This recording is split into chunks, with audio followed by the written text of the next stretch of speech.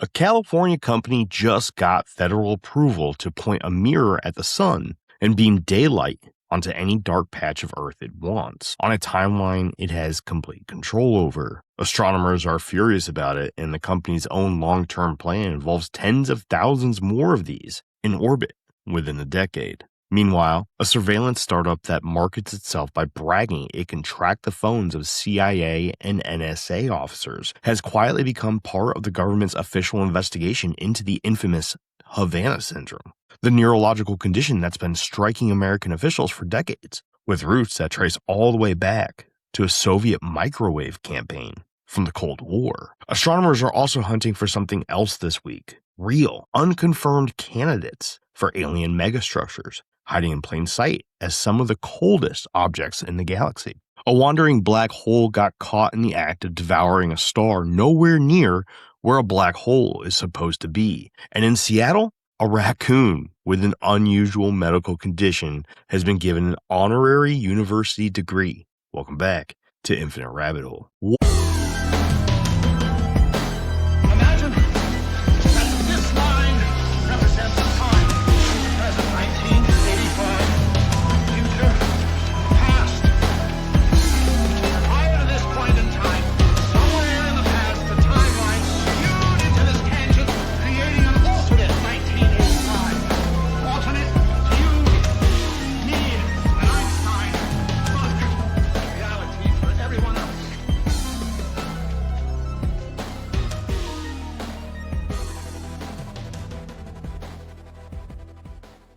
What's up, everyone? I'm Jeremy Sosha, and you're listening to The Infinite Rabbit Hole, your briefing on the unexplained. Tonight, it's just me, and we've got yet another genuinely strange lineup once again. If you're new here, hit that subscribe button and leave us a rating and review wherever you get your podcasts. And make sure you visit us at infiniterabbithole.com, Facebook, Instagram, X, and YouTube. One quick thing before we get into it: if you're in the Menominee, Wisconsin area, Dragontail Books is hosting a Meet the Author event with me on Friday, August 14th from 4 to 8 p.m. at 216 Main Street.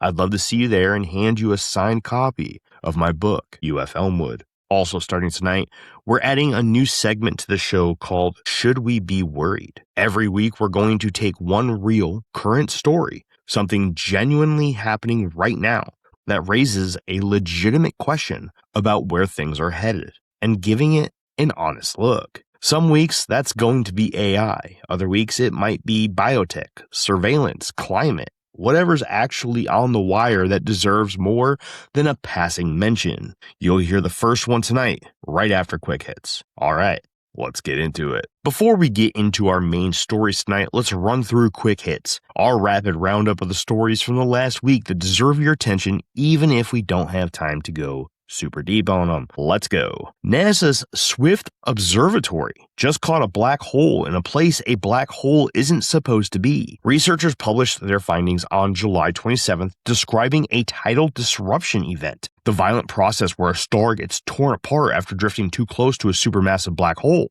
What made this one different is location, though. The flare showed up roughly 30,000 light years off-center from its host galaxy's core, far out in the galaxy's outskirts, where astronomers rarely find these events happening. The black hole itself weighs in at about 1,000,000 times the mass of our own sun, and it had been sitting there completely invisible until it happened to catch a passing star. Researcher Robert Stein and his team first flagged the flare back in November of 2025 using an AI system that sifts through 500,000 cosmic flashes a night looking for exactly this kind of event. Scientists have long suspected that galaxy mergers can knock supermassive black holes loose from their home cores, leaving them to wander the outer edges of galaxies completely dark and undetectable until they happen to run into something to eat. And this event has given us one of the clearest pieces of evidence yet that those wandering black holes are really out there. Moving on.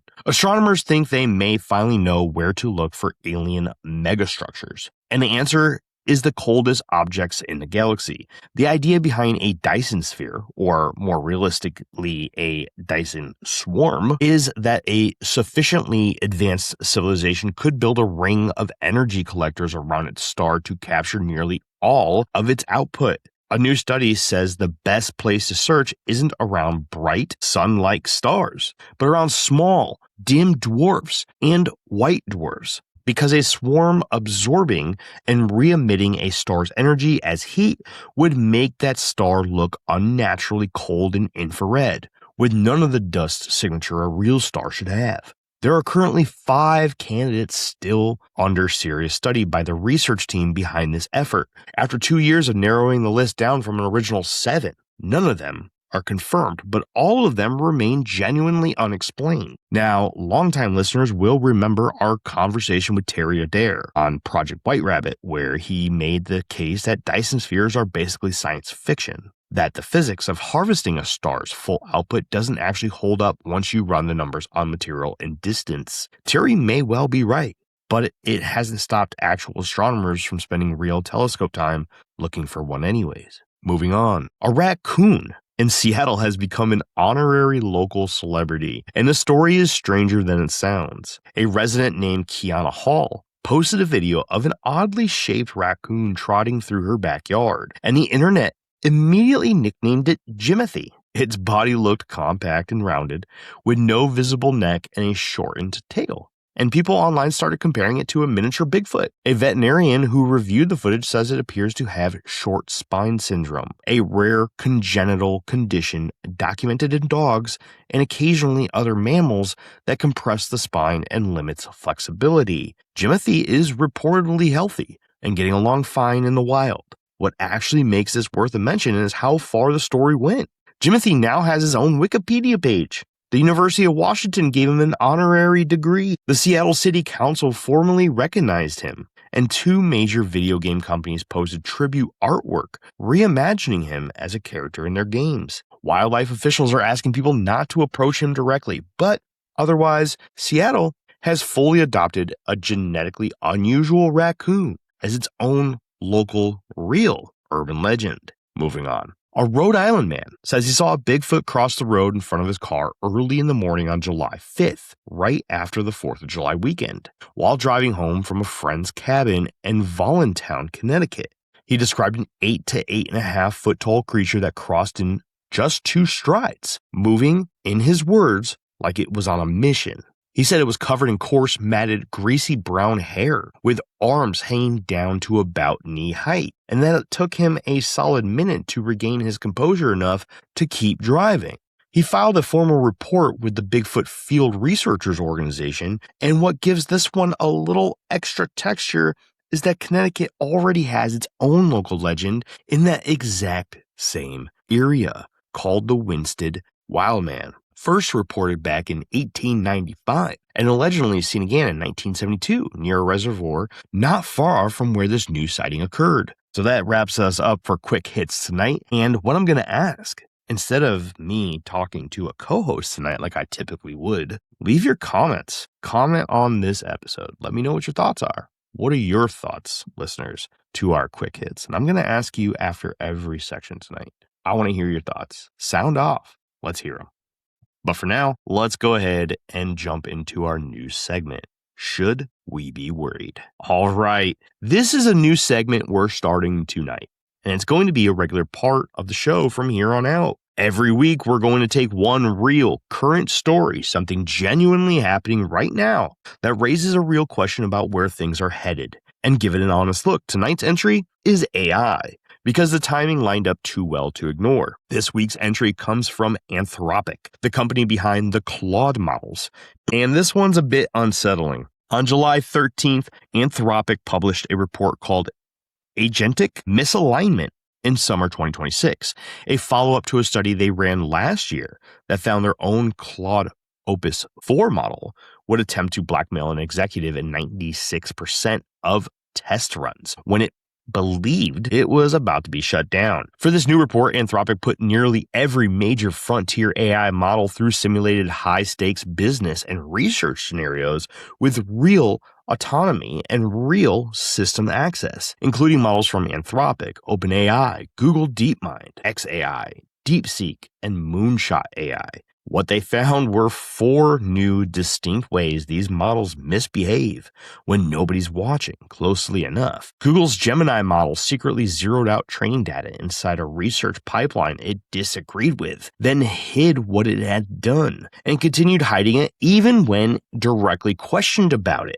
In the majority of test runs, OpenAI's model helped a fictional startup founder mislead investors and destroy evidence of a personal payment. And similar record tampering showed up across models from several other companies too. AI models acting as judges changed compliance labels on transcripts depending on how those labels would be used downstream, essentially grading their own kind more favorably than it benefited them to do so. And one model coached a human on how to leak confidential information. None of these were real-world incidents, though. They were controlled simulations built specifically to find failure points before they show up for real. But Anthropic itself is framing this as an early warning rather than a curiosity. And after watching OpenAI's own models pull off a genuine real-world sandbox escape just weeks earlier, literally just talked about this last episode, when they broke out a testing environment and hacked into Hugging Face's actual production systems without anyone at OpenAI knowing it was happening.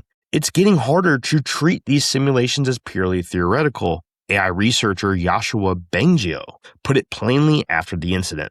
Continuing on the current trajectory of AI development will likely lead to more autonomous cyber attacks and more high-risk incidents of misaligned AI behavior.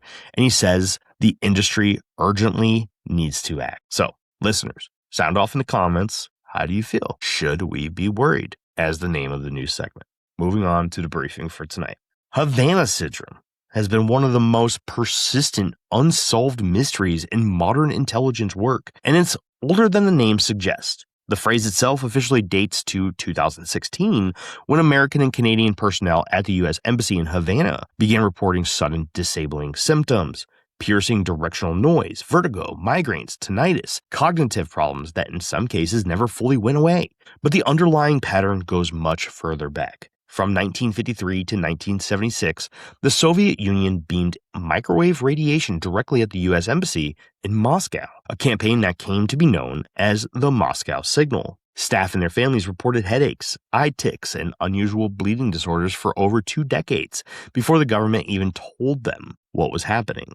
Ambassador Walter Stossel, privately briefed on the radiation in 1976, later died of leukemia, and Henry Kissinger himself suggested the microwave exposure may have been the cause. The Pentagon ran classified research programs, including one called Project Pandora, specifically to study what that kind of radiation could do to human bodies. Historians and the National Security Archive have both pointed to the Moscow Signal as the likely precedent for what would resurface in Havana 4 decades later. When we talk about a decade of unexplained incidents, that's really just the most recent chapter of something with roots going back to the Cold War. Since 2016, similar cases have been reported by American officials in nearly 100 countries, with the government's own count now sitting at roughly 1,500 reported incidents. The official term has quietly shifted over the years from Havana syndrome to the more clinical, more uncertain label of anomalous health incidents, which signals that officials themselves aren't confident it's a single condition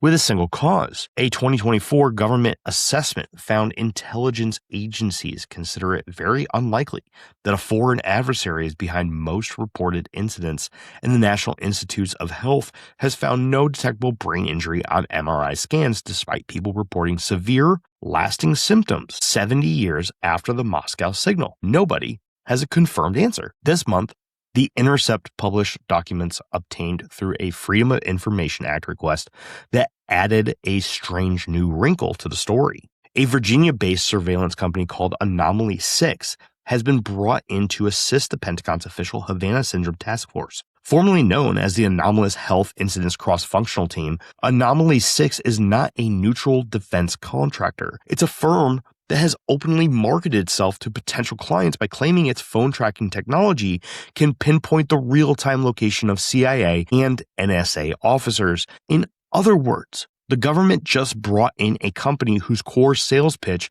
is that it can stalk American intelligence officers and asked it to help figure out what's been quietly harming those same officers for decades. To be clear about what we do and don't know, though, there's no evidence Anomaly 6 caused any of this, and no evidence the company is doing anything other than what it was hired to do, likely applying its location and pattern tracking tools to try to find correlations that other investigators have missed.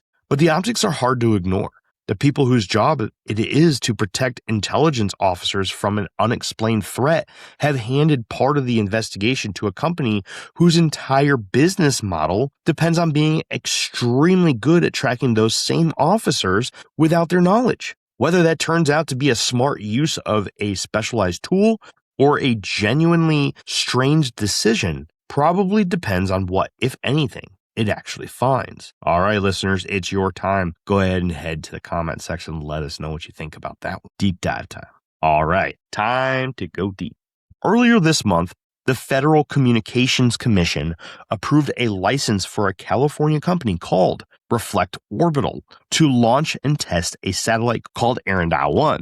What that satellite is actually designed to do sounds like something out of a comic book villain's origin story. It carries an 18-meter steerable mirror, roughly the size of a small building, made of a highly reflective thin film. Once in orbit, it unfurls that mirror and uses it to redirect sunlight down to a specific target on the ground, illuminating an area about 3 miles wide, roughly the size of 5 central parks, on whatever patch of nighttime Earth the company chooses to point it at.